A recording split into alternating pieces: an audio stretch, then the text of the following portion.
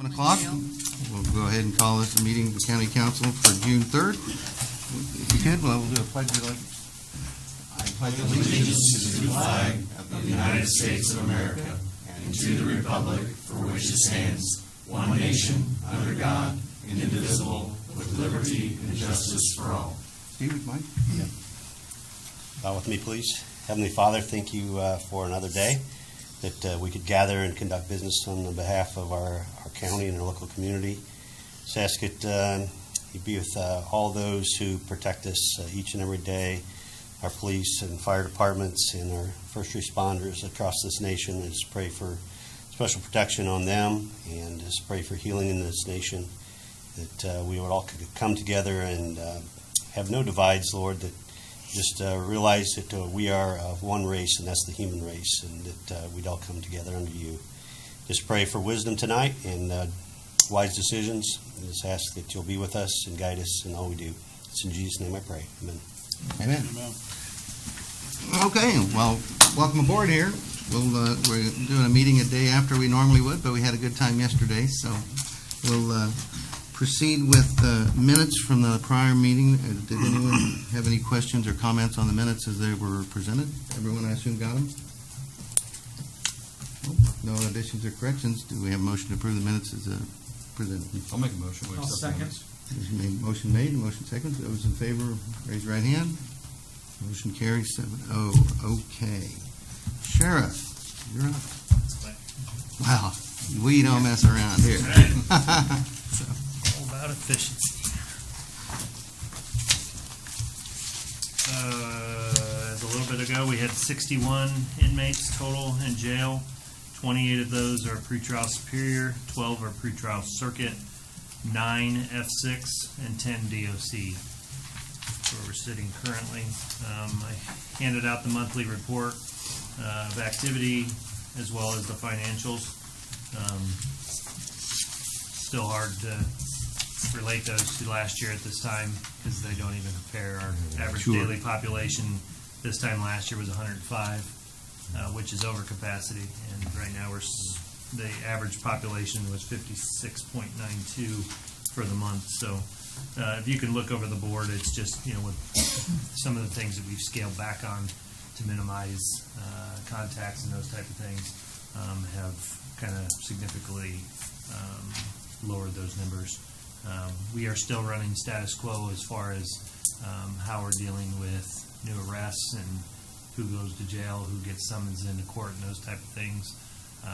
We have kind of loosened up a little bit when it comes to VIN checks, lockouts, those type of things. In the beginning, we had kind of shut those down. Visitations in the lobby through video visitation was shut down. I've opened that back up. So we're just continuing with cleaning. If we have visits, we clean the lobby after every visit, those type of things, the equipment and all that. I explained to the commissioners we have upgraded some of our visitation stuff, and we have the capability of doing external video visitations now, so people don't actually have to come to the jail to be able to visit their loved ones. They can go online, schedule a video conference through the same system. They can still come in the lobby and do it as one opportunity, but they can do it externally now. So, you may have a family lives in Fort Wayne, instead of driving all the way down here for a 20-minute visit through video, they can do it right from their home. So those that's definitely helped.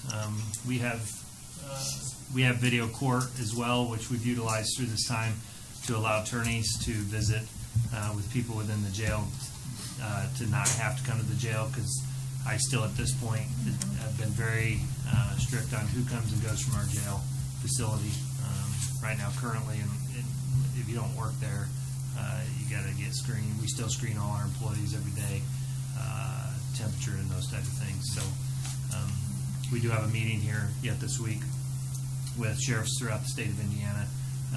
Hopefully we'll get a better understanding of what the state's looking at as far as, with everything reopening, what other agencies and so forth are looking to do through all that stuff. So hopefully I'll have a better understanding of what everybody else is kind of doing at this point.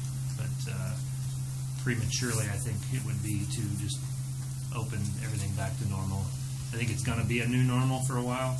I just don't know at what point we go back. We go back to fill our jail. It kind of puts us in a tight spot if we get something within our facility, or to be able to quarantine new inmates coming in from our general population. So that's been the biggest task for us as far as the jail side, running a jail. So.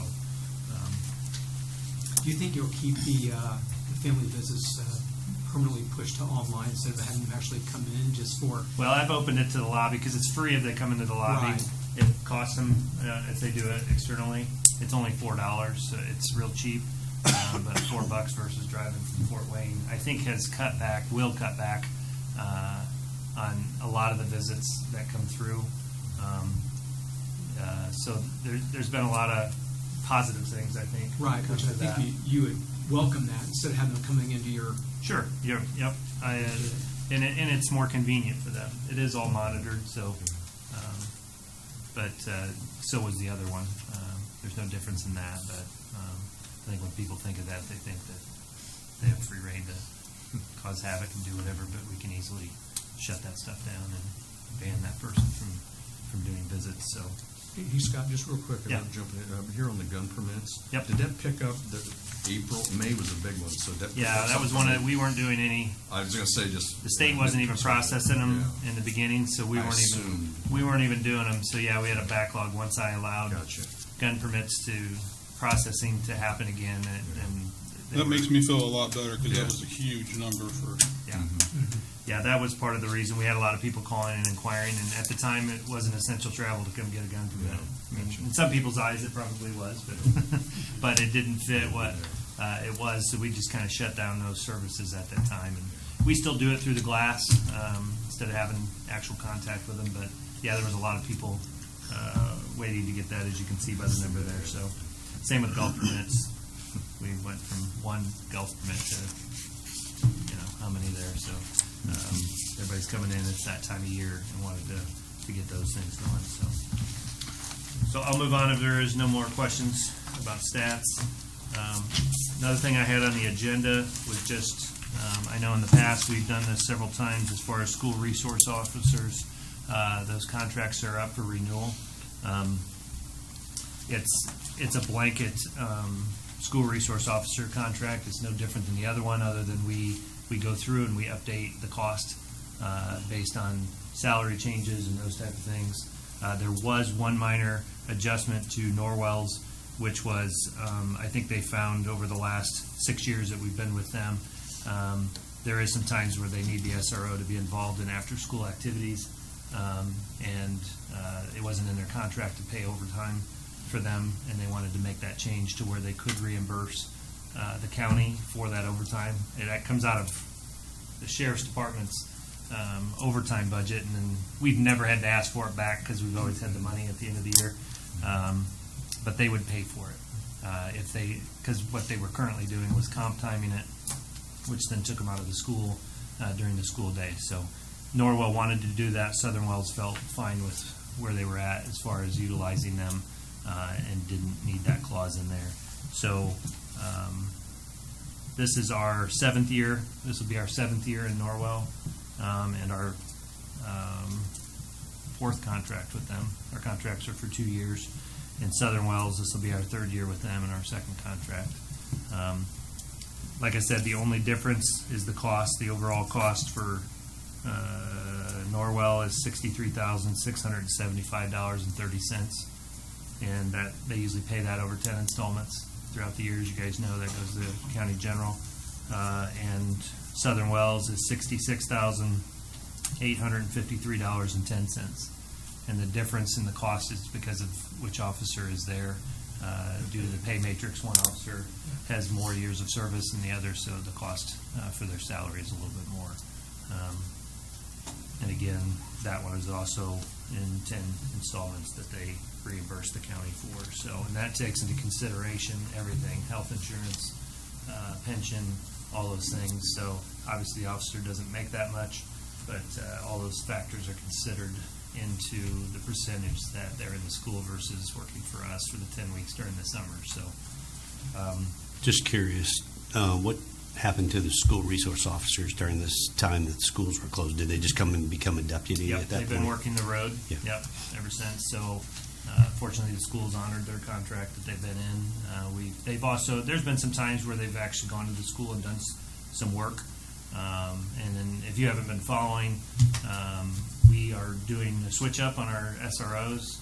Chad Bradley, who is the Northern Wells School Resource Officer, is now going to be the Southern Wells.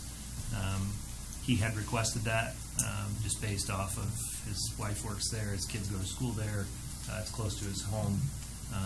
James Agler, who was there, is coming back to the road. And then Kurt Hunt is taking over as the new SRO at Northern Wells. So those are some changes that we've had in place for both of those schools. So other than that, I mean, they have taken both of these to their school boards for approval. They're both their school boards have approved them. As long as you guys don't have any issues with those, I'm going to go ahead and sign those new contracts with each of the schools for another 2 years. It's been a great partnership between the schools and everything that we're doing within there. And I think Kurt Hunt will do a great job at Norwell. He's really good with kids, and he'll be a good fit there. And Chad, as always, I know Northern Wells they're happy for him, but I know they were sad to lose him to Southern Wells as well. So, but if you guys don't have any objectives to that, I will get those contracts signed and sent back to the schools.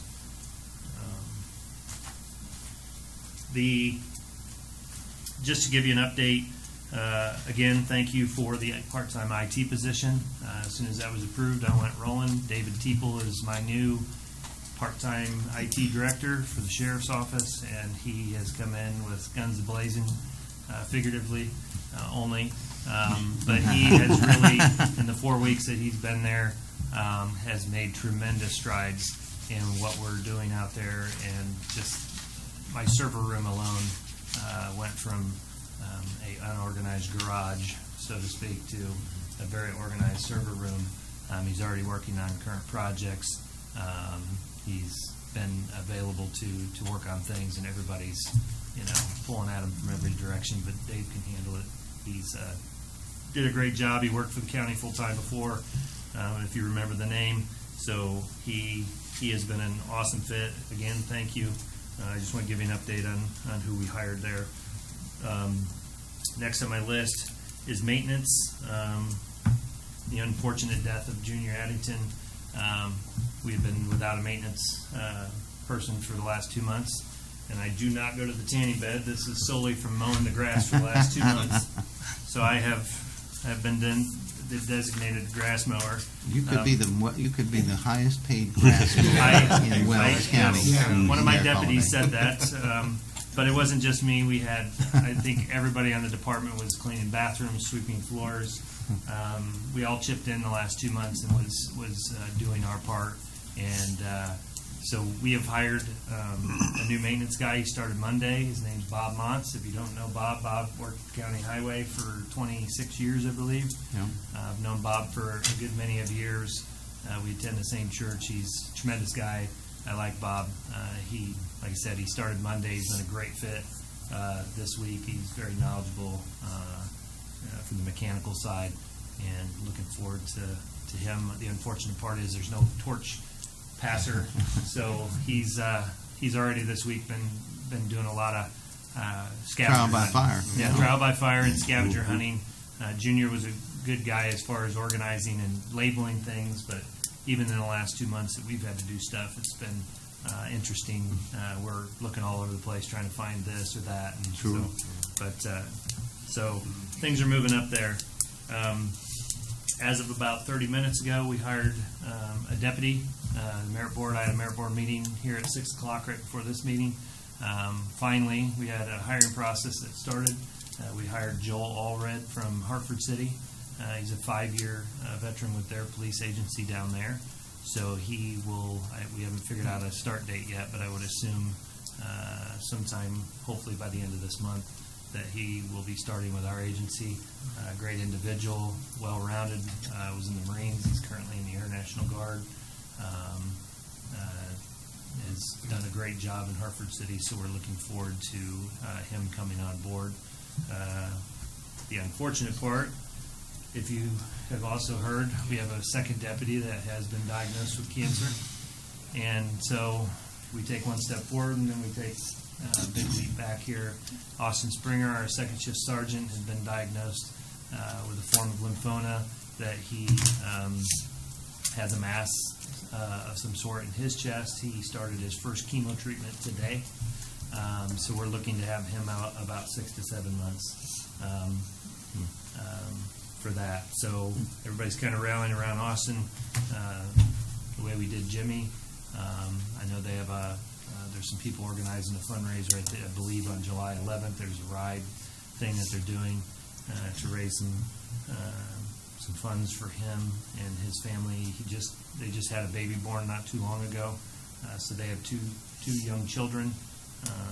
So our thoughts and prayers go out to Austin as far as his treatment and his healing. I know they got a long road ahead of them going forward. On a positive note, Jimmy Robbins just had his follow-up CT scan, and he had a clean bill of health scan as far as still cancer-free. From his return, he did return a couple months ago to full active duty, so that was a good result for him as well. So other than that, I just, in lieu of the COVID stuff, I know I brought it up before, I would still just like to bring up the fact of council to consider hazard pay for our employees through everything that they have put forth during this COVID time. I believe that they deserve that. I know it was taken under advisement, but I'd just like to bring that up as a reminder for our agency if that is something that the council can come to some form of understanding on. I would greatly appreciate that, and I know our staff would as well. So I do not have anything else, unless anybody has any questions. Looks like you're in good shape. Looks like things are going well. Great. So that's great news. Thank you. Appreciate the information. Thanks, Sheriff. Have a good evening. You too.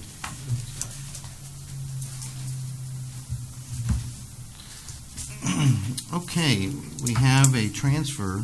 There was one transfer from the deputy matrix pay to part-time IT, which I think we talked about that, or you'd asked him, and there was money in that budget, I believe, so that's a transfer. So did anyone have any comment or question on that? It's pretty very straightforward. If not, we could take a motion on that to approve that transfer. I'll make a motion, we accept the transfer. Motion is made to accept the transfer. Is there a second? Second. Is there a second? All those in favor, aye. 7-0. Okay, passes. You're good. Okay. Now, there's some things here in the additional appropriations that it might warrant if we would like. Well, first of all, did anyone have any questions on what was in there initially? I was going to have Nate come up and talk a little bit about the bridge stuff and get us a little bit more aware of what it is. They're big numbers, and obviously it catches your eye when you see six figures for projects. So it's not quite paper clips and pens. It's not. So I'd joke before the meeting, if I asked for a $10,000 appropriation, we'd you be guys shocked. would all start to be confused and don't know what's going on. So, no. What we're doing is similar to what we did the last 2 years, actually. Lisa's asked if I try to keep my appropriations from the previous years and rolling them forward, just do it as few times as possible, and I've agreed. What that total is the amount of money roughly that was left over from 2019's seeded bridge account or lit bridge account. Typically that's signed to different engineering contracts, construction contracts, and because that money doesn't roll over automatically, essentially it's a block of dollars. If it's not spent, essentially disappears, but my contracts roll over. So what I'm trying to do is capture that money, spend that. It was essentially appropriated to certain projects, but it doesn't always get invoiced. A number of projects we postponed to see where we were going to be at with some of the community crossings funds, which thankfully we were awarded projects yet this year. Projects came in well under budget, as you probably saw. So we're going to try to do more projects with that money. One of those projects specifically is the monitoring system, the CCTV system that we're looking to put in at Bridge 193. Hopefully that'll be a gantry system with cameras, power, lights, essentially try to capture anybody that runs an oversized load or hits that bridge again in the future. So, That's the one on 303. yeah, right? the old 303, that big iron truss bridge. Yep. So that's somewhere in the range of about $120,000 to $140,000 for that system. But there was according to the bid, $98,000 in steel damage alone. So hopefully we can stop that and at least monitor that in the future. So if it does get hit, we'll have the evidence to go back on whoever it was. So that's the direction I've been kind of instructed to move forward with. So that was the hope. That project itself isn't grant eligible, so it's 100% local funds for that, which is unfortunate, but I'm pretty happy with the system we have. That's primarily what that funds are going to be used for. Also, there's just other bridge design projects and road design projects that are in the queue that we're hopefully going to be able to use that money on. So, Okay. Did anyone have any questions? I just thought it was How is big that numbers. So. camera system monitored? Is that a recording or It's a is it combination remote of both, video? yep. Or? yeah, there'll be two, essentially look like large NDOT sign posts like at a freeway. So we're using that kind of a system. On that will be two cameras, one kind of a wide angle lens that'll look at the traffic as it passes under the light. And then there's also a secondary camera that's focused in on the area of what the license plate would be.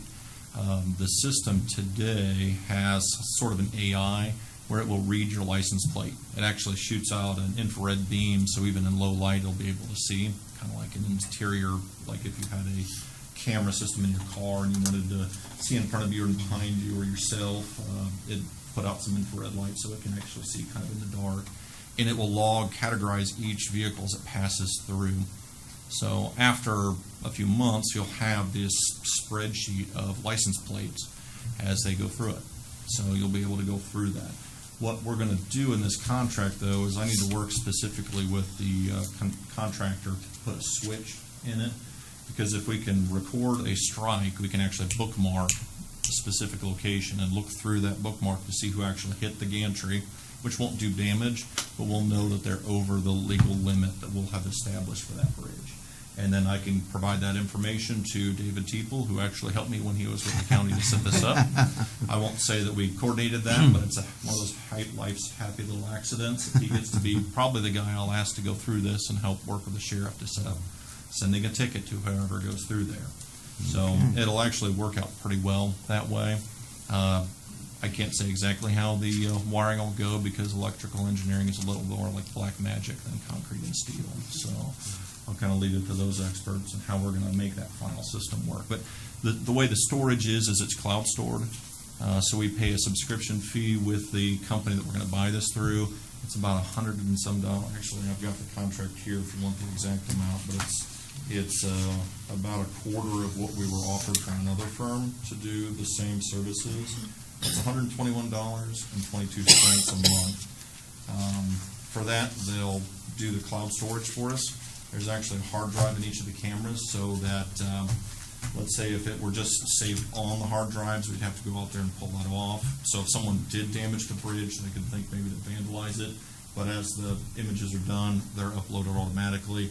And there's going to be 4 cameras, each with individual hard drives, each of them sending a signal back. The 2 systems will use essentially a cell phone receiver. So at the end of the day, recurring bills will be power. So we'll have a minimal power bill to the 2 locations. We'll have a cell phone bill for each of the 2 locations. Thankfully, we'll get government rates on those, so it won't be like a private cell phone expense. And then we're going to have the subscription bill as essentially as part of that long-term monitoring.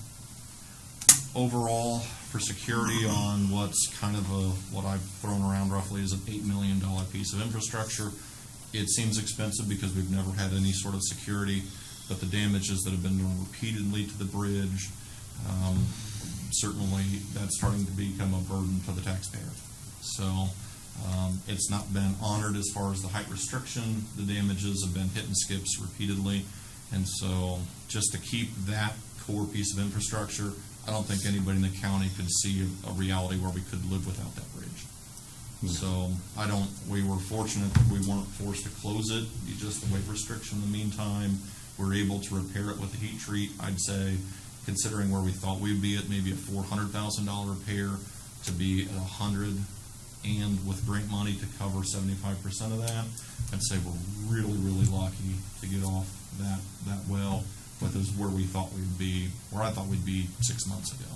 So with that, I want to make sure we stay fortunate. I think that for monitoring, for that piece of infrastructure, we're probably pretty good. Nate, Out of curiosity, Nate, do we, if somebody's going across and they would be sent a ticket because their weight limit's too high, does that come back to help fund part of this program, or where would those funds end up?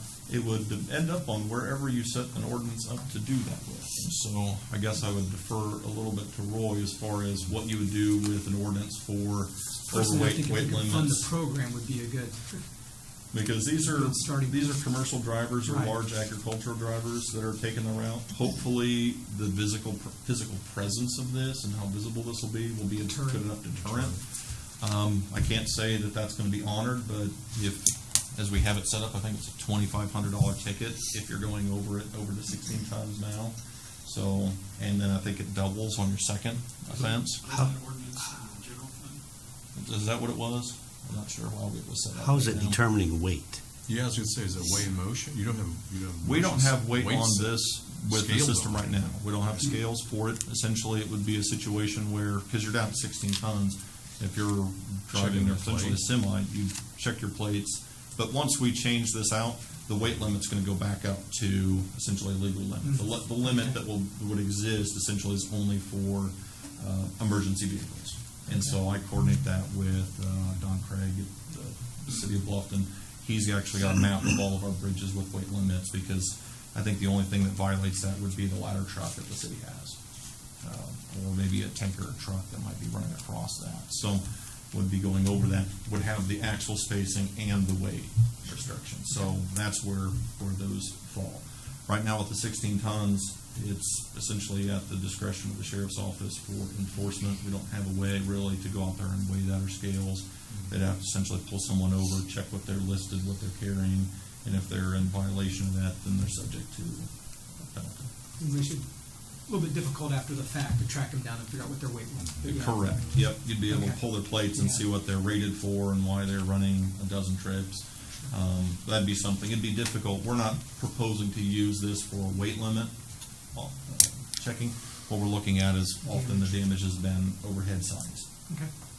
So Nate, I sat in on the presentation for the security system or the cameras.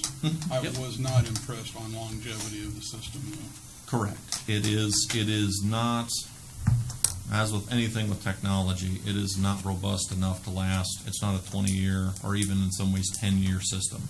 Often you're looking at replacing pieces of the technology on a 5-year rotation is what they're That's anticipating. what I had stuck in my head was 5 years Yeah. out. And what the explanation that I received from from Chris Gilbert from Security Pros is that often technology, just the generations of the technology, start to outpace it somewhat, and so people update the systems that way. Their warranty is kind of limited to something less than that. There are systems and applications where they're in the field or in operation for years long after that. So I can't say specifically how long they'll last. As a cost, the camera system, the complete install is about 15. I think what they had said was that when you're trying to replace the cameras, it might be more like 5 for their specific hardware for replacement. But I'm probably going to be looking to try to watch that and monitor it. If we start losing cameras, because we have 4, there's some redundancy within that. You might lose 1 camera out of the 2, but we may be looking to try and replace them as frequently as necessary. But I'll be working with IT and the sheriff's office to try to see, is it doing what we intend it to do? Certainly I don't want to put a camera out there or say there's a camera out there and not maintain it and just say, well, the threat of you being on video is enough, because obviously we paid quite a bit of money to put this in. I want to make sure that this works. Just curious, I'm not that versed on where the maintenance and whatnot, where's the money gonna come line item? for What I'll that? have to do is, once this is installed, it'll have to come out of my Lit Bridges account, or I'll have to set it up when we do budget cycle for it to come out of the Cumulative Bridge Fund. Okay. And so I'll need to work with Lisa on setting that budget aside, going into your budget discussions for 2021. So, Unless we set up a toll bridge. I just gonna say, I was totally thinking. I'm not going to tell you that your system will allow you to send fees, but if you've ever been to Kentucky, I they'll know, just send you a 65, tag. and you get it, you So- get it in the mail. Now, you may have to figure out your toll, it Yeah. costs more than the bill to mail, but I don't know how well that will go over, but you're more than welcome to consider any ways to find financing that you like. So, Okay. When's this supposed to be installed, ready to go? this would be, I need to receive quotes for the overall project. So I'd say we probably won't be installing this until late this year or early next year. I need to wait on the heat treating and the painting system to be done with Judy Excavating, who was the low bidder on the bridge heat straightening project. So I've been kind of delaying, trying to get quotes on this. I don't want to waste my contractor's time if I don't have the funds to do it. So today was the first step. After that, I'm going to go back to the consultant, say finish up the construction documents, and I need to also get the approval to move forward with security pros from the commissioners.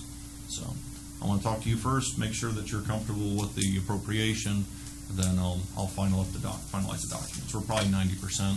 I probably need about 30 to 60 days to get those quotes in, and then I'll work with the contractors on schedule. Okay. All I right? appreciate that, Nate. I said, Sure. thought it'd be good to get that covered, so. No, it'll be a really nice system when it's done, I believe. I just, once the essentially I'll call them towers or the gantries are in place, if we're not satisfied with the system long-term, certainly because of its life cycle on 5 or 10 years, you could put something else in. The majority of the cost is going to be guardrails, the light, the arm with the gantry on it. This is just essentially one piece that goes on it. The problem is, it's the most complicated piece of the overall system. It's the tail wagging the dog when it comes to doing this. So, and it's definitely held us up months in getting it ready. So, Okay. sure. All Thank right. you. Thanks, Steve. So along with some of the other additionals, there was the veterans, which we discussed that as far as the training portions and pay. There was also some cemetery maintenance. Then the clerk had a part-time number here, 5,700. Did anyone have anything else? We didn't really ask them to all come. Normally we do additional appropriations, have people come, but in these times we haven't been doing that as much. But did anyone have anything they had a problem with or anything they wanted to ask a question on? Well, then, if there's no other issues here, I guess, do we have a motion to approve the additionals as they're presented then? Motion made to approve, and a second. So those in favor, raise your right hand. Looks like 7-0. The motion carries. Okay. We next have Roy. You're up for approval of a right-of-way purchase. Okay. This is the third time I've been before you. The first to talk about the process, the second to approve a contract that we had, and we did close that transaction. We had the second contract was signed and approved. The purchase price on that, and I sent you copies of the ordinance and the agreement. The purchase price was under $1,000, so I don't need your approval other than the template we approved, and we told you we would make all these sales subject to your approval. So I'm here for you to approve that transaction for $980. I've got the checks from the auditor. I'm ready to close. Contacted the banks. There's 2 mortgages. I got partial release fees. I'm ready to go as soon as He's on the home stretch now. Yeah. Okay. Well, that's an easy one, Roy. Did anyone have any comment or question on that? This is an ongoing event, so if not, do we have a motion to approve? I'll gladly make a motion for the Motion approval to of make- the purchase. There's a second, so those in favor, raise your right hand. Looks like a 7-0. There you go, Roy. Walk in the park. Walk in the park, sir. Thanks, Roy. I'll apologize for Roy. We'll probably have to use it in July now because I'm going to this property owner tomorrow. Okay. We That know how means to do it. We know the progress. drill now. You're getting good at this, Roy. You're getting good at it. So, Progress. okay, Chad, if you want to step up, Haven Manufacturing's tax abatement. Jim Oswalt and I did have the pleasure of joining Chad at a tour of the facility rather than David have to come in and give us a presentation. And Jim, I thought it was a nice presentation what they had, and what they were doing there was surprised me a lot. So they're doing quite a. Went machine per machine, and I was really surprised we went that thorough. Yeah, as I said, we went right through the abatement. all the abatements honestly, and then identified each machine as they were sitting there. So very thorough, and I was very surprised with the place. I had no idea they were doing that level of work. You know, my impression of a machine shop is a little different than what that was. So, Yeah, it's definitely a little bit of a different machine shop, and given that the products that they produce are generally for the medical device industry, so therefore it's definitely a cleaner facility than most. And I would say honestly, if you go through a lot of the machine shops in our county, they are very similar in that they're very clean. A lot of the places we have in this community, whether it's food production, machine shops, or anything, it's a very clean facility. Even 2020, they bought the facility. They were very disgusted at the quality of the floors and how unclean the facility is. And you go in there now, and it's night and day difference. I mean, their place is as well as very, very clean, and they want their employees to take just as much pride in the facility as they want to, as they do. So, so again, I'm here on behalf of Haven. I appreciate Mike and Jim coming through. I appreciate everybody else who had offered to come as well. I wish I could take everybody, but then I'd have to take the media, and we'd have to publicize it, and all those other things. What I hoped is that it gave you guys a perspective of, when you look at these some of these abatements and you just read Herco CNC mill machine, that now you can kind of put a little bit of a perspective of what that actually is, and so and also just to kind of see why it's important, or hear why it's important that the benefits that they receive from these tax abatements are not just, they don't just go to the wayside, that it really truly has an impact on their business, and they're able to do the business that they can do because of these benefits and the incentives that we give them. So, especially a company like Haven, which competes significantly with China, and they talked about the significant difference in price that they're having to compete with, but what they give is the quality, and they can't do that. So, and so because we were able to provide them with incentives that help keep their costs down, that helps keep them a little bit more competitive and still be able to get work. So they've weathered through this entire pandemic. They have not laid off a single person. They actually are still hiring a person, a very technical person, but they've done a very good job of continuing to move forward. Obviously, even when you think about the medical device, most of those surgeries were put on hold, but they still kept moving, and they actually have been stocking up their large warehouse space. That's he's facetious, of course, with that statement, but Large is relevant, large right? warehouse. their warehouse about the size of a bathroom that's got about $1 million worth of goods sitting in it. So, but yeah, so would appreciate you guys continuing with the compliance on their tax abatements that they've received over the last few years. They've made a lot of significant investments, and I know, Mike made the comment, you keep coming back, and then you drive by there and think, where are they putting it?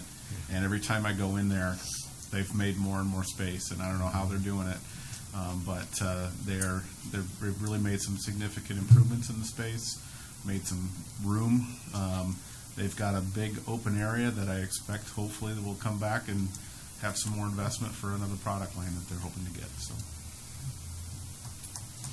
Good. Does anyone else have any questions for Sharon?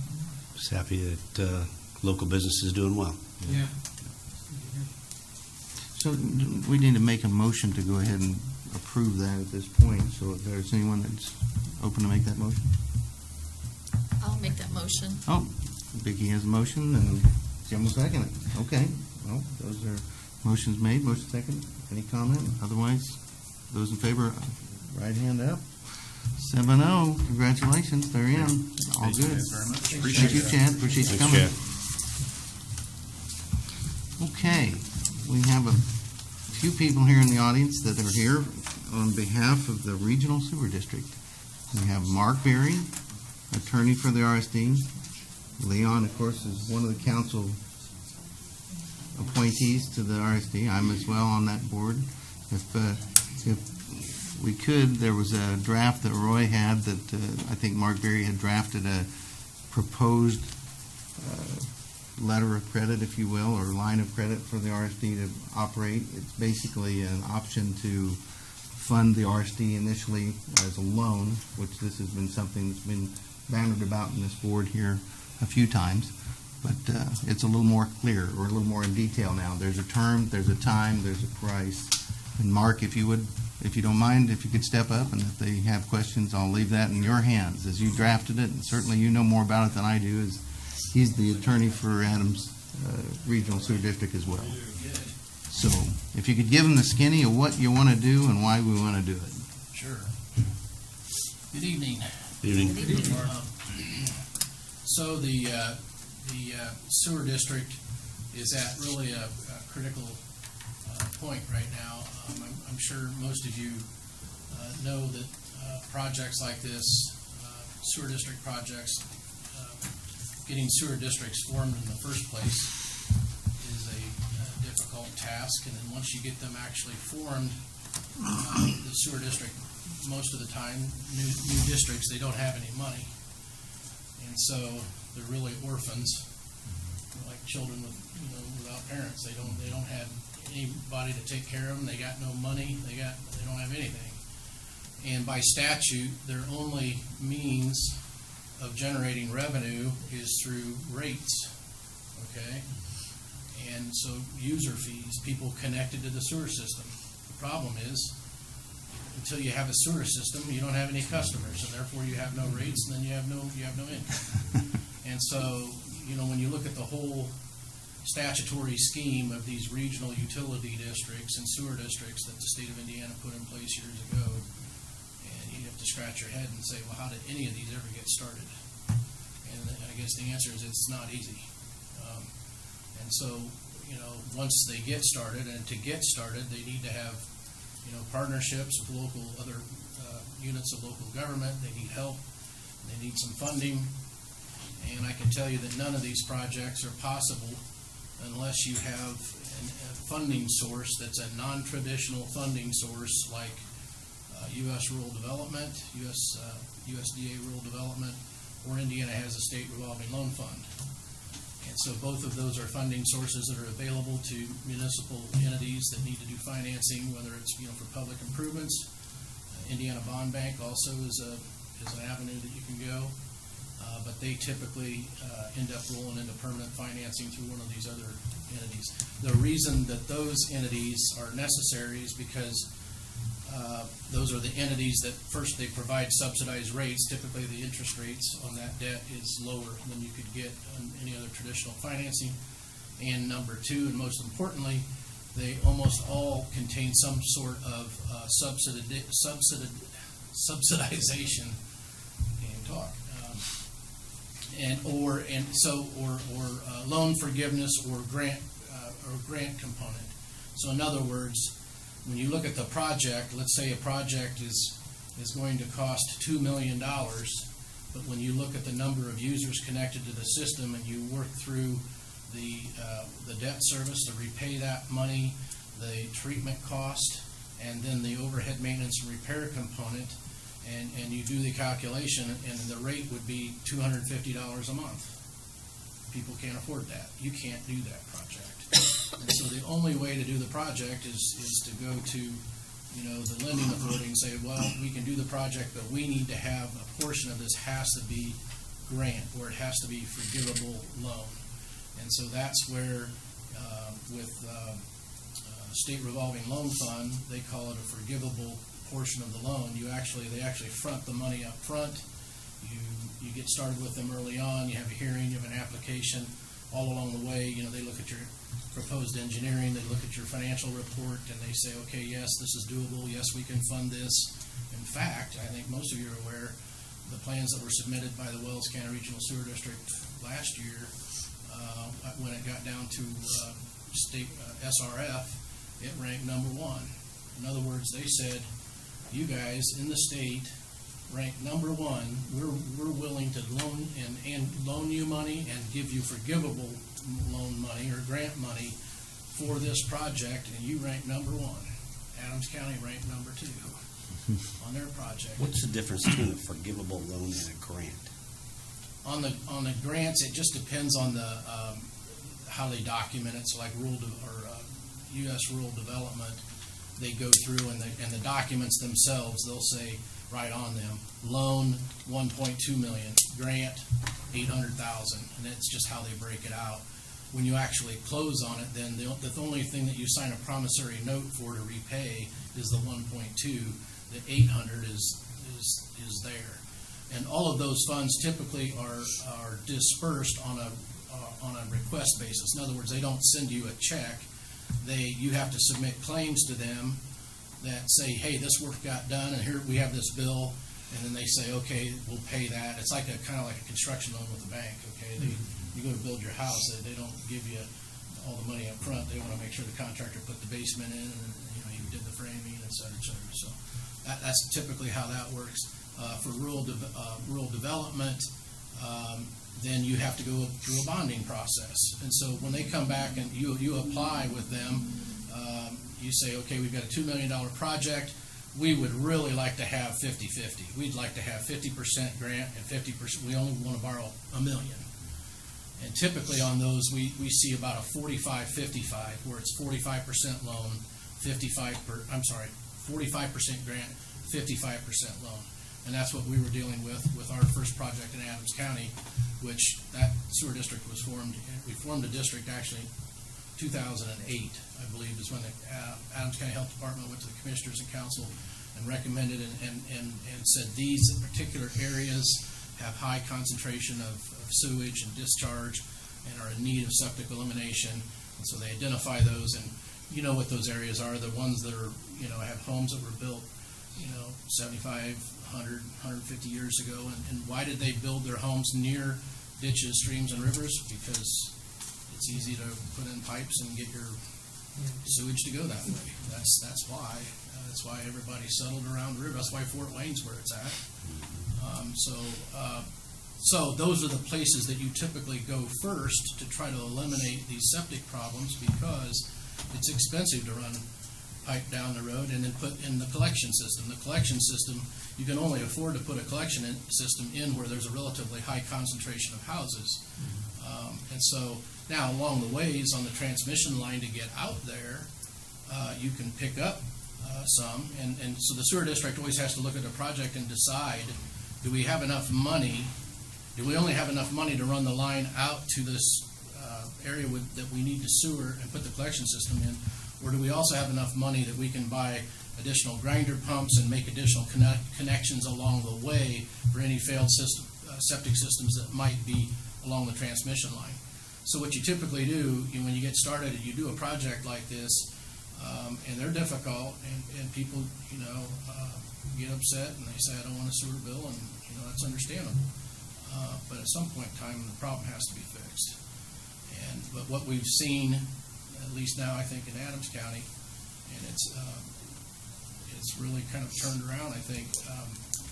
Once you get that in, all of a sudden, people along those transmission lines and on near where that project has occurred realize, hey, I can put in a house, or I can add on, or all of a sudden this land sells off and a couple of new houses go up, and pretty soon people figure out, hey, we can develop this area. It's easy. You don't have to have 2 acres, and you don't have to have a soil test, and you don't have to put in a $15,000-$20,000 septic system. So we see a lot of these requests all of a sudden come in to extend sewer. So that's how you pick up customers. That's good. But anyway, I know I don't want to stay here all night. I want to obviously get to why we're here. But when it goes to the loan process, so rural development, when we first started off, they indicated that they were going to that we didn't have to get a band. Okay, and a band is a bond anticipation note. So what typically happens in a project, in order to get your project to bid, obviously you have to have engineering. You got to get your engineering done, get your plans done, get them out to contractors so you can get your bids in. Well, engineers don't want to work for free for 6 months, not normally. And so how do you pay it? Well, we were under the understanding initially they were going to front it, and then they changed their mind and said, well, no, you got to go out and get a band. And we said, well, great. And be aware, this band is going to cost, it adds a cost to the project. Yeah, I mean, absolutely. Getting that money, you know, if you're talking about, it's as much as $50,000 just to go get a loan. Yeah. Now, that's silly. If That's we what- have the ability to offer an option that's practical to do that, because that 50,000 would be put on those taxpayers that are going to have that sewer service. Yeah, that cost ultimately, it goes on the project costs. So that bond anticipation note, you go out and we borrowed $500,000, and the cost to borrow $500,000 Probably was $50,000. $25,000 for, additional bond counsel fees and $20,000 for the financial, and so forth. And so, we were $45,000 to borrow $500,000. And plus the interest now on the $500,000's rolling, and that's banking New York, and here we go. And so then when you finally get your bids, you go to your project, and you close with rural development. So they come in and they say, okay, you're ready to go to, you're ready to start your project. And say your project's, say, $6 million, and then you got to do another ban again, and then you got to pay that same Now you have $50,000 or bonding. $80,000 again. Exactly. Now you have the whole closing on that financing. So- And when you close on that, you pay the Pay ban off, off. you pay the first one off, but then you just added more debt to the project. And then off you go. So what we did, at least, and I hate to keep referring to Adams County, but this is what, it's worked well for us. In fact, we had the project we had last year that we put out to, it's SRF. How many project areas? 6 project areas, 3 actual construction project lines. Yeah, and the total estimated cost was Over 10 million. over $10 million. And they came back, and we ranked number 2 behind you guys, and they came back and said, we'll give you the whole $10 million. The catch was, you gotta let bids, you gotta be ready to go in October. Well, yeah, it makes no sense. We didn't have any engineering done, we didn't have a project ready, except we had one project sitting on the shelf, which was the Bobo area. Anybody know the Rivar? And we actually had to pull that one. We engineered it a couple of years ago. We had to pull it off the shelf because the rates were gonna be too high, and rural development said, you gotta take that out. So we took it out, and we just set it on the shelf. We had it engineered. So when this came about, we went back to them and said, well, we don't have any of these engineered, but we have this one engineered. But it cost a lot, and we don't want to raise rates. If we're gonna do this project, you gotta give us all the money. Free. And so we sent that in, thought, yeah, sure, that'll work. They came back and said, okay. So that project we're doing, it's amazing. And so we're able to get that project done, and we're adding another 90 users. They got 250 now, we're adding another 90. And then we've got projects going out now for another 345. And that's gonna be in July. So we're gonna more than double the district. So for instance, if you're to walk this through, say for instance, the council approves a line of credit, what would then take place with, and based on the ordinance from what Roy had presented, we would have to allocate that money. And that would then in turn be the money that they could pay that preliminary engineering, pay for what needs to be paid to get the ball rolling, which that's the objective, is to get the projects underway. Once the cost is all identified and the finance arm gets it all settled, then they'll forward us that money from the SRF and pay the county back. Okay. And that's the timeline. Yeah, we'd be the first ones. We would be the first ones to be paid back, as I understand it. That's where Yeah, the way we structured it for, with what we set up was Adams County Council agreed, to loan up to, and this was back in September, agreed to loan up to $500,000 to the rural sewer district out of the rainy day fund, okay? And provided that, we would use that for engineering project development to get the bid, and then once we got, funding and closed on it, then we would repay it. And they actually talked about, at one point, actually having us repaying it over time, but when we got down to it, we just said, you know what? When we close on our permanent funding, it's like, we'll treat it like a construction loan. When we close on our permanent funding, pay back the county. Okay, and so the way we structured that, and we actually just presented it to the county council last month, and 3 weeks ago, I think. And we did it in a form of a resolution. So we prepared a resolution for the county council and the sewer district, I think. But it was a resolution that essentially said the sewer district, the county council has agreed that they will loan funds from the rainy day fund to the sewer district. These are the purposes up to this amount. The sewer district, can make request. They have to make the request. The request is made in the form of a promissory note. Okay, so the reason we did it that way is we tried to simplify things so that we don't have the council says, yes, we'll loan you money, but all of your invoices have to come through and then get approved and then get paid because it's such a laborious, now we got to hit a council meeting and go. So we set it up so that it's a promissory note, all right?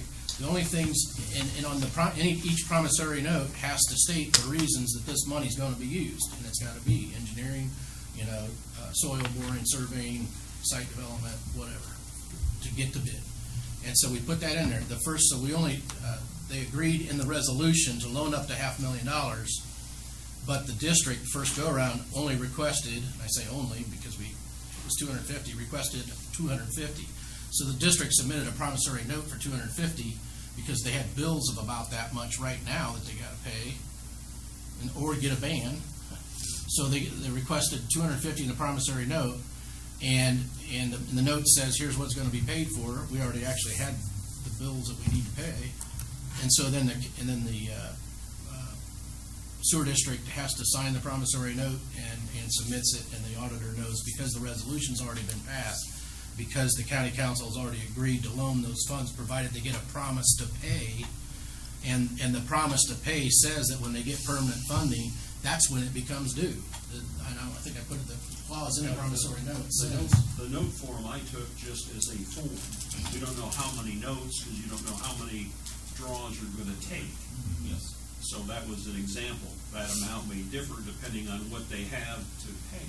And since it's a rainy day fund and the DLFG says you've got to go through special appropriations, I don't know what you did in Adams County, but my suggestion would be do it once. You don't have to do the advertisement and the hearing every time you have a draw.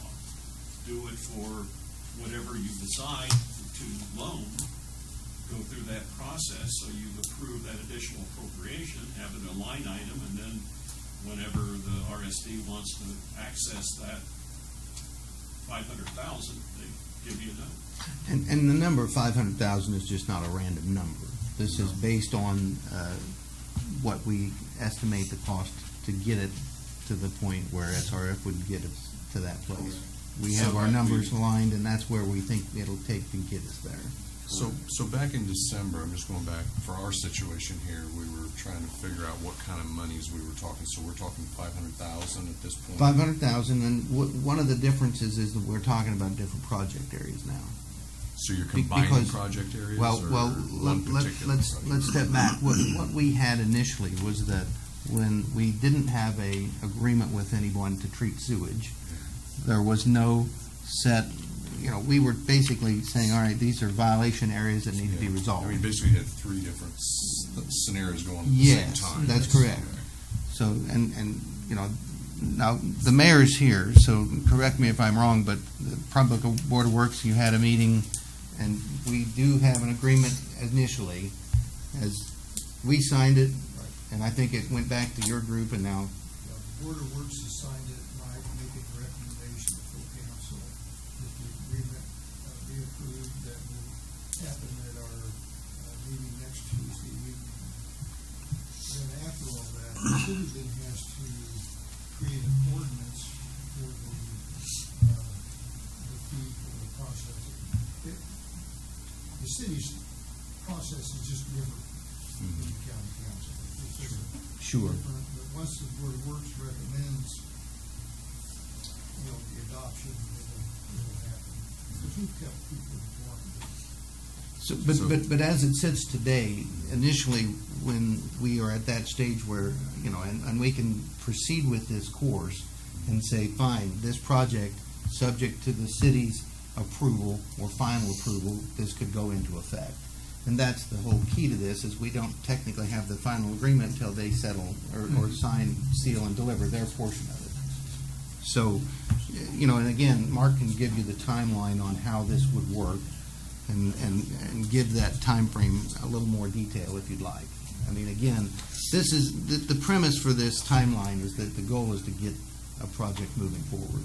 If we delay, a ban takes as much as 60, 90 days, something like that. Oh, yeah, yeah. So, and again, each time we push this back, and then again, would add a cost to the taxpayer just to get the funding. If the council, which when we had these meetings or discussions prior, the issue is, okay, it's a loan, but for how much and what term and who pays it back and how? These questions have more or less been settled. And if anyone wants to go through that in greater detail, we can.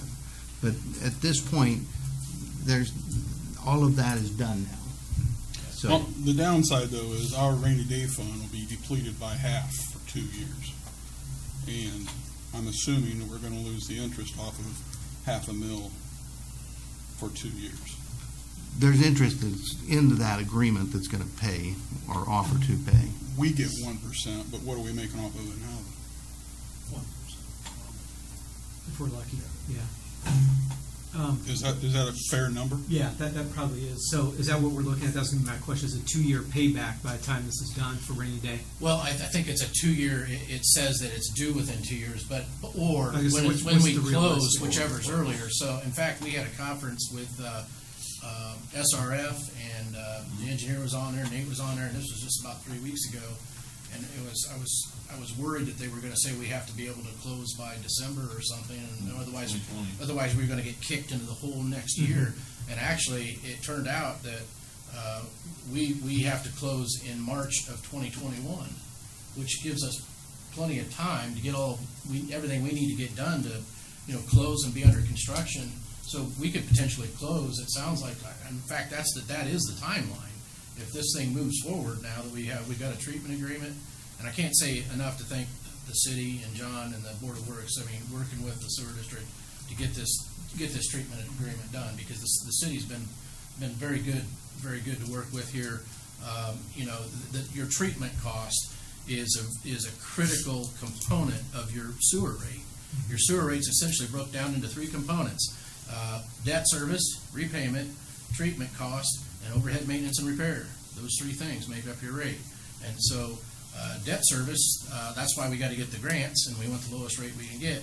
Treatment is sometimes a third of the cost, or quarter to a third of the cost. But so we've worked out, I think, what's a very good partnership between the district and the city, that I think we can see some growth and it'll benefit everybody.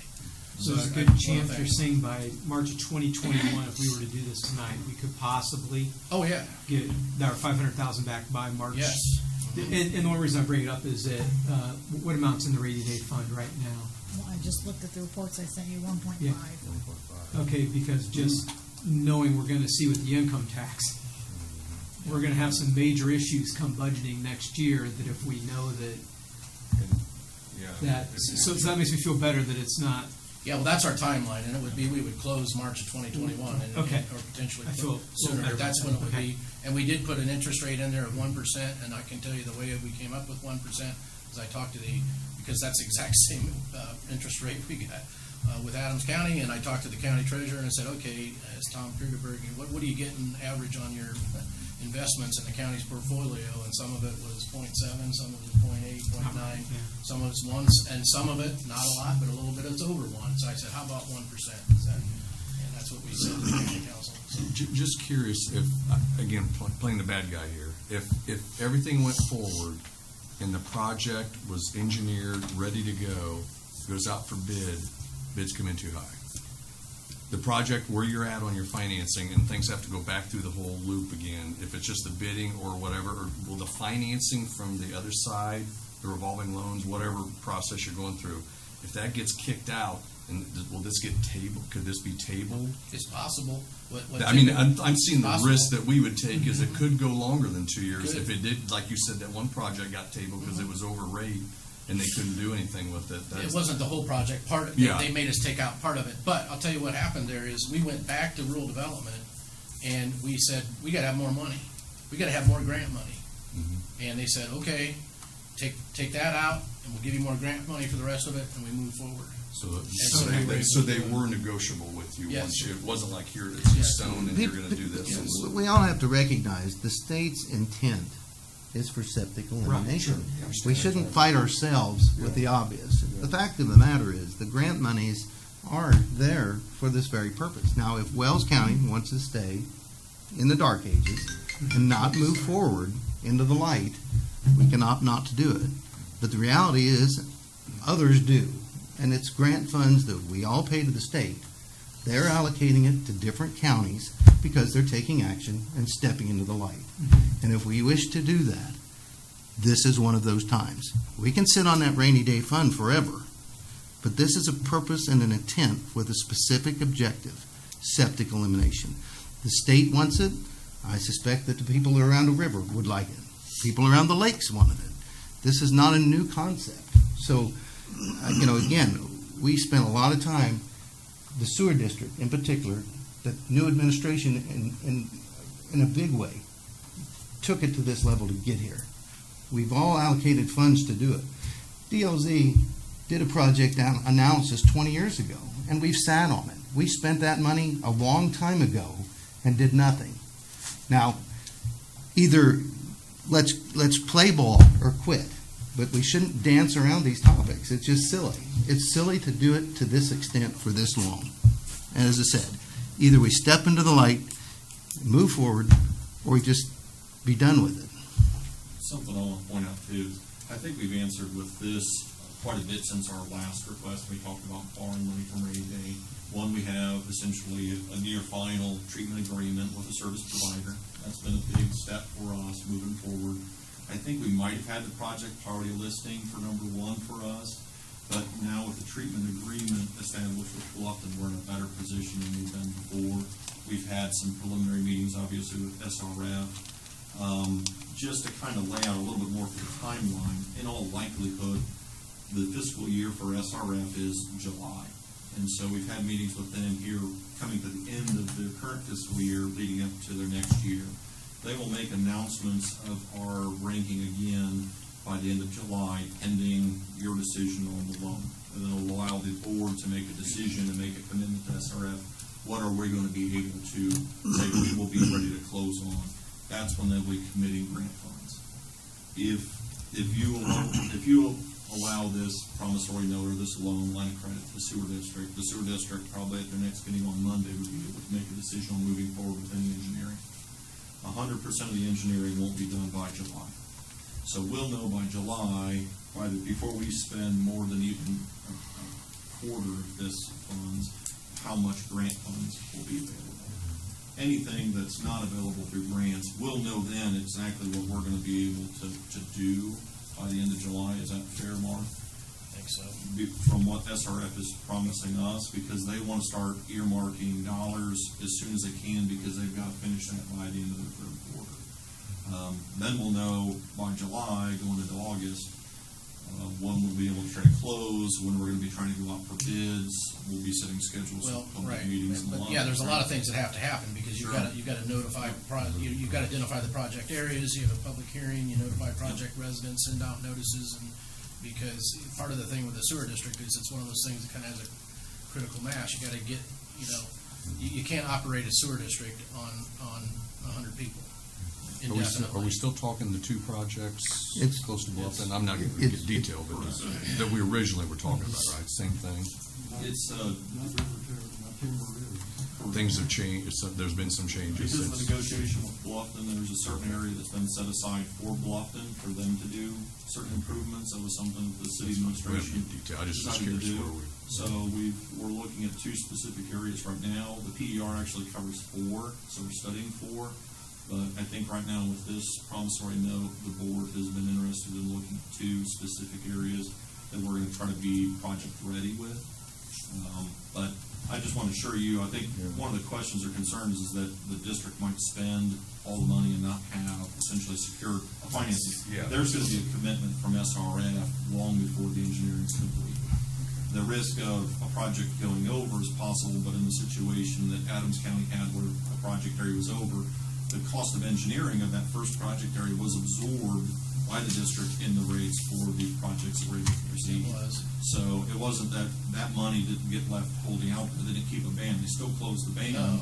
The engineering was done, it's just they didn't have the project to recoup it. That's why they got additional grant dollars to cover that cost. That's why they had to apply more grant money, because there weren't the 40 or so customers who were eliminated by taking that project area out were lost. But something else, Grant money came in. something else that a line of credit like this does is it gives the district some security to know, especially, they go out to bids, they get good bids, they got a project, here we are, they're coming up on closing, and they know they can close, pay back that ban. In the meantime, they may have 2 or 3 other project areas ready to get rolling on, and they can turn right back around and get another project rolling for the next fiscal grant cycle and year, because the idea would be to get, make sure you have a user base that can support rates that people can afford. Essentially, what Wells County is doing is creating a Wells County revolving loan fund with the sewer district. And for any money that the sewer district borrows, you're getting your 1% rate. So you're getting market rate, and essentially you're subsidizing utility development so that we're not spending Wells County ratepayers from the sewer district standpoint as future funds to try to get that development done. And the sewer district wouldn't necessarily have to increase rates to try to cover that development costs. Yeah, we were able to hold rates where they were for our project we're doing right now, and for the next project, we haven't raised rates in 3 years. We may need to do a cost of living raise at some amount, but we're hoping to keep rates where they are. And that's the goal, is to keep doing projects and try to keep your rates where they are, and you add users and consolidate costs. So, I don't know, Roy, if they're gonna go through an additional appropriation process and be advertised and be at their next meeting? I would think so, and that's why I didn't know what you were planning on doing in terms of ordinance. Okay. If they were comfortable in adopting an ordinance without having gone through the appropriation procedure, since that calls for advertising a notice and having a hearing. If they would, if they adopted, is it in the form of a resolution or an ordinance? Yeah, it's a resolution that was drafted for initially here. Resolution, okay. If they did that, then, until they have, You got a I copy of this, suppose didn't they you, could John? adopt it conditionally that until those funds are appropriated, they can't, no draws can be made on it, I suppose. Yeah, well, you don't have the money until you appropriate it. Absolutely. From that. I think what the sewer district is looking for from the council is to know that you are putting in motion what you need to put in motion so that they can move forward. If they know the county council is going to take the action to adopt, approve that type of a loan, revolving line of credit on the rainy day fund, they can submit, promissory note and get funds to pay engineering, then the district knows, well, they can start moving it forward with plans. So. Just depends on your comfort level. If your comfort level is you're okay signing a resolution saying you'll loan it, or you would be more comfortable signing it next month after you've given notice, having your hearing, and know that you've got that, and the appropriation has to be approved by DLFG. It's not one of those, you just have to report the appropriation. They have to approve it.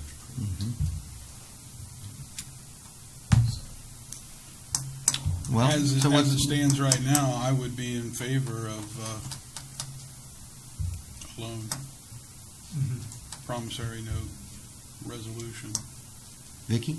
Yeah, I think this shows advancement, and I think we're gonna have to start doing some advancement, especially on our regional sewer areas, so.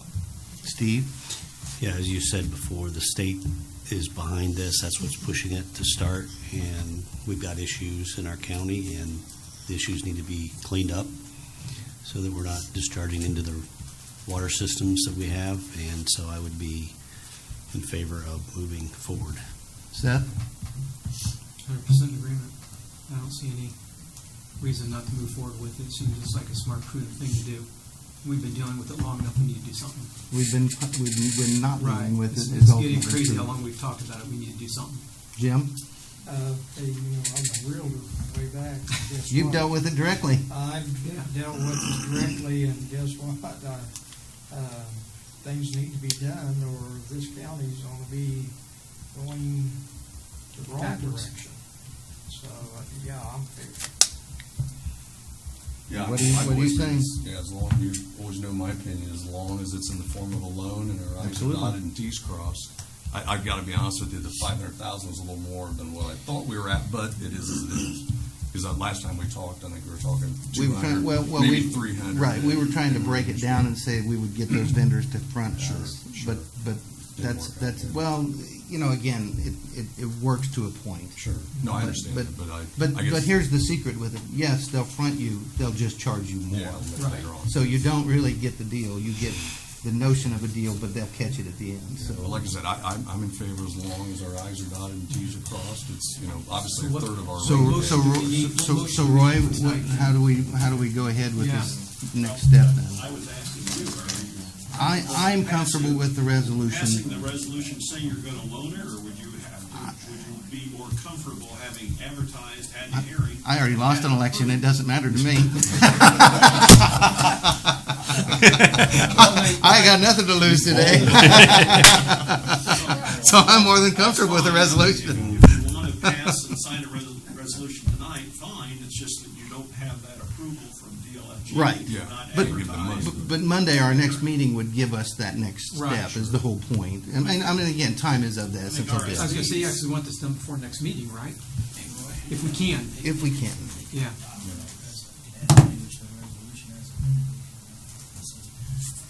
So the lawyer talk, I don't know what they're Oh, doing. yeah. This is all lawyer stuff now. It's gonna get real interesting. Yep. When the lawyers huddle up, it's gonna get interesting.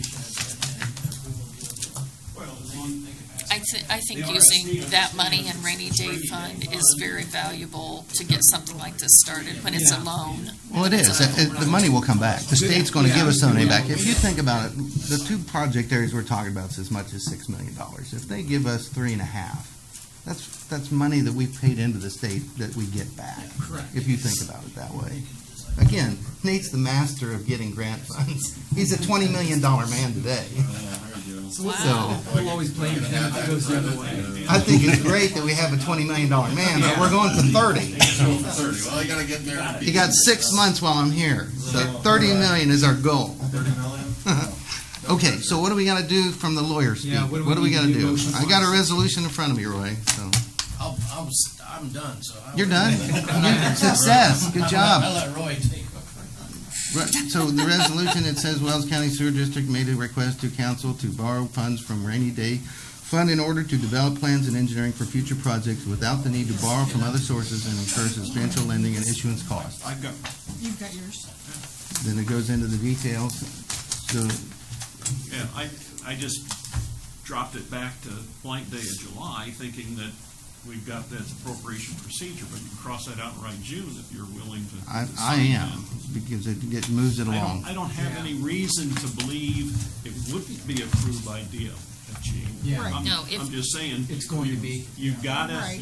go through the hoops to Sure. get it approved. Yeah, but DLGF, if you have the funds in there, they're going to They're approve gonna it. do it. They're gonna approve it. But they're It's not, but RSD's not talking about, we need the money next Friday either. Right. No, Right. that's right. This is just the next step for us. Yeah, so I'm comfortable with you. Passing a that resolution. if you are. I'll make a motion to go ahead and pass What, the. what number do we have for this one? Is there a number for it? I tried. Seth? Wait, I gotta get a number. You gotta make the motion with the number. Yeah. 2020-06. 2020. And that's even after you've given me one Was of it the a property. resolution, or was it This one's a an resolution. ordinance? If it's an ordinance, it's 11. If it's a resolution, It's a resolution. 06. I've got a I'm talking resolution about here. the Oh, this earlier is one, yeah. 10. This is 10. Okay. The earlier one. Oh, that's the ordinance. That's an ordinance. Okay, It's a resolution. all right. Just didn't want to mess up your numbers. Right, right. So is this a resolution or an ordinance? So this one's the resolution. Resolution.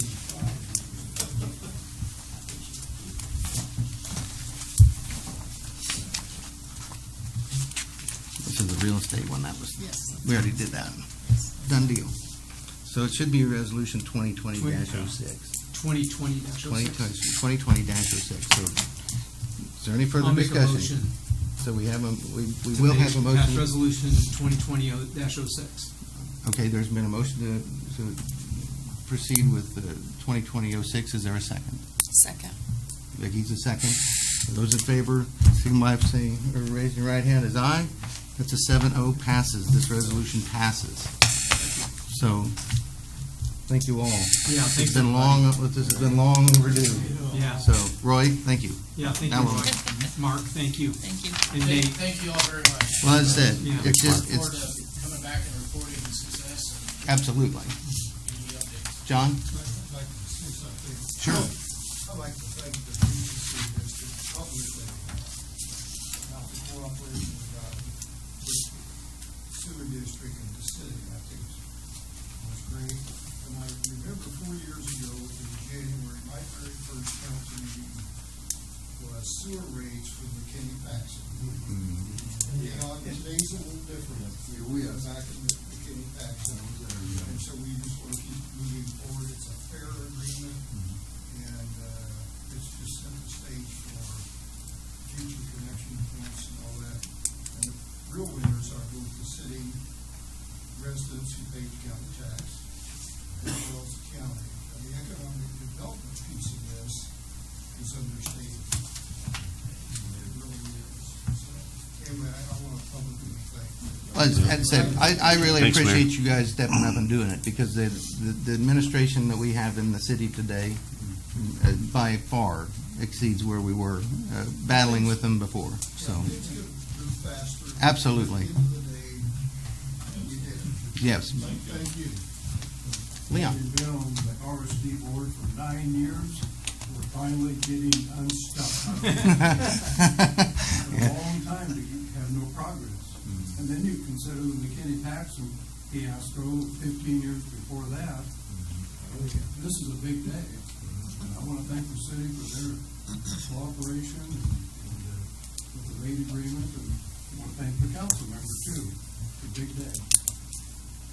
Well, as I said, I'm glad to see that we can get to that Yep. place and be in agreement with it, so that's a good thing for all of us, I suspect, so As far as scheduling a hearing on your appropriation, that would, I'll need the request by next week. no, I'm just saying, when does council want that done? Right before, I mean, commissioners sometimes have had hearings after. Before our next meeting.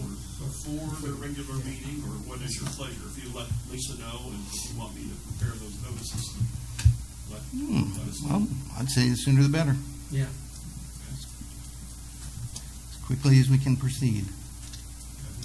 So I would say maybe before your next meeting, if that's all right. I'm good with it. Like if we had it at 7 and you meet at 7:15. Sure. Works for me. Okay, thank you. Thanks, Roy. thank you.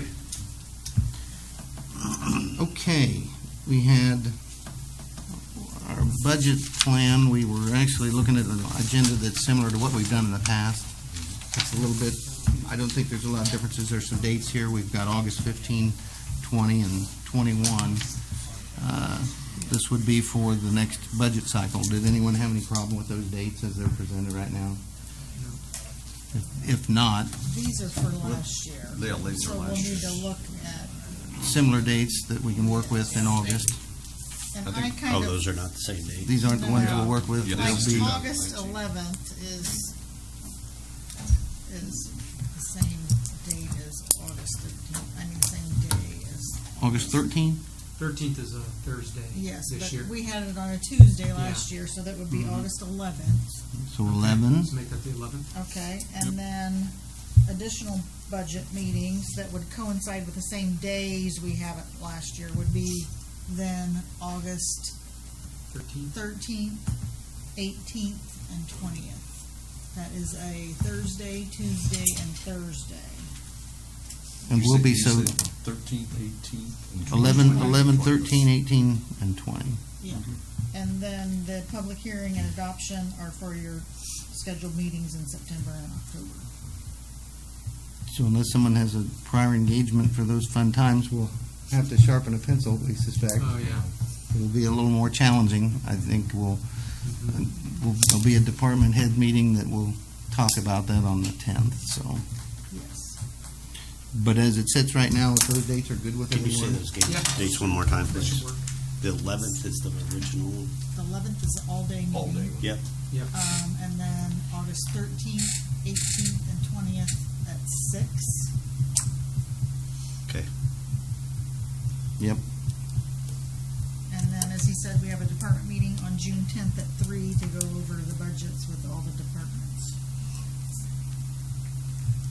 So if those dates are good, she'll go ahead and get that into the calendar and we'll plan for it accordingly.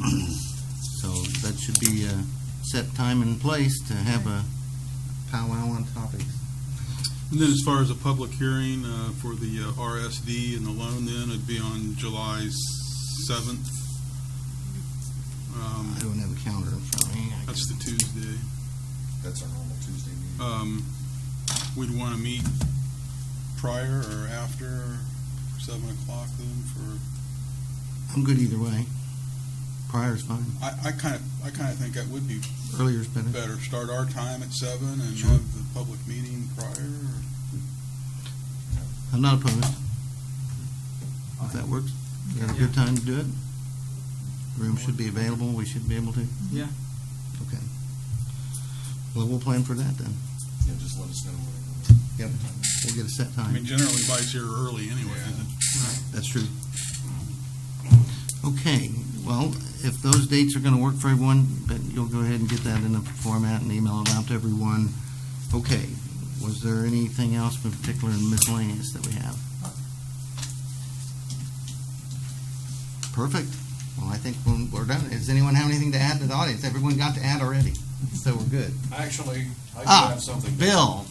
Yes. I think each member of this county council should say thank you to the man over there who has been dedicated to this cause for 9 years. And we know that it's a high-paying job. And he's been our appointee for this time and has stuck around. Yeah. For He hasn't given up Thank on you. it. Thank you very much, Leon Leon. is We tough. appreciate you. Thank you. Yeah, thank you. Absolutely. I'll pay you later. Well, Share part of that big paycheck. if no one has anything else, I'm ready to adjourn if we can. Motion to adjourn. There's a motion to adjourn. Is there a second? Second from Todd. Those in favor, aye. Aye. Aye. Motion